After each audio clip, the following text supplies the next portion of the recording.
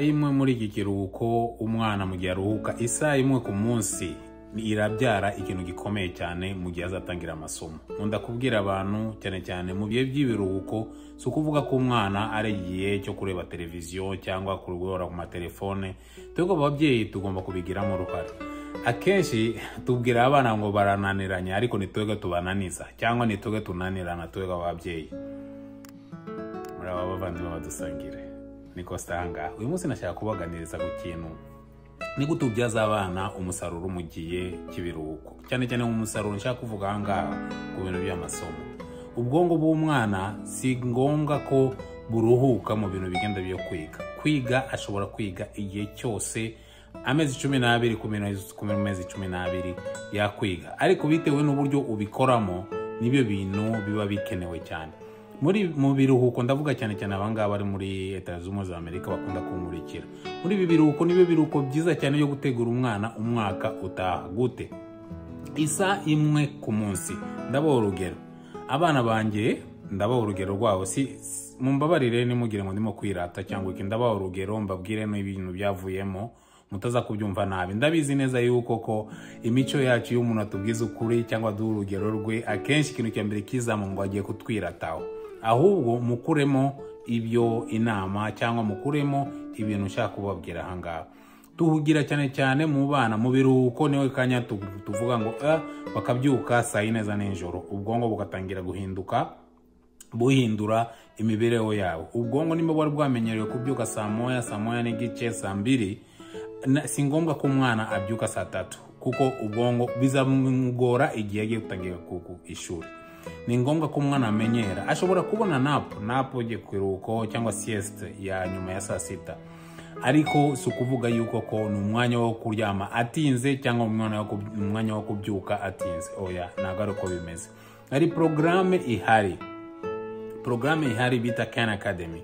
Nimba mutayizi muzambaze nzayibabwira. N'ubuntu, ikorwa ku buntu, ni link umubyeyi niwo signinga in ukayinjiramo igafasha abana. N'abantu muri Rwanda, ababyeyi muri mu Rwanda mukurikire ingi cyangwa abana mbatoye mukiri mu mashuri, abankurikira bose ufite umwana. Iyo programme irahera ku mwana wo mwaka wa 2, wa 3, wa 4 primaire kuzamura kugeza muri secondaire umwana arangiza. Rero mbikora gute? Ngewe mu mwana njya mbabwira abana banjye nkababwira ngo buri munsi isaha imwe agafata isaha imwe akiga science iyo baziga umwaka utaha. Urugero numeze gute? Umwana wawe nimba azajya mu mwaka wa 5 umwaka utaha, ugomba kusayininga kuri iyo programme, umwana akajya afata isaha imwe ku munsi akiga iyo programme ya science. Matematike nimba ziga matematike umwaka utaha, matematika ziga mu mwaka wa 5 cyangwa wa 6 mu mwaka utaha wari wose, akafata isaha imwe ku munsi, ubwongo butangira gutegura ibyo aziga akiri kare. Ababyeyi murabyumva, si ibintu byoroshye ibyo ngibyo. Ibyo rero ngewe nabibonyemo ikintu gikomeye cyane kubona bacu. Umwana wacu Gentil cyangwa Gento bamuzi ku izina rya Gento, nabitangiranye nawe yiga mu mwaka wa 5, ariko Queen mushiki we nabitangiranye nawe akiga mu mwaka wa 1. Iyo programme ndababwira n'ubuntu, ngira ngo yabaye developer muri Massachusetts muri Boston. Iyo programme rero igufasha umwana akiga programme y'umwaka utaha. Murabizi iyo bagiye ku ishuri ukuntu bigenda. Iyo bagiye ku ishuri ubwonko buhita bwibuka, iyo arimo kwigisha buri gihe buhita bwibuka ko biya bintu yabyize. Icyo gihe rero amanota babona ni amanota ubona abana baba bakeneye guhabwa ibihembo.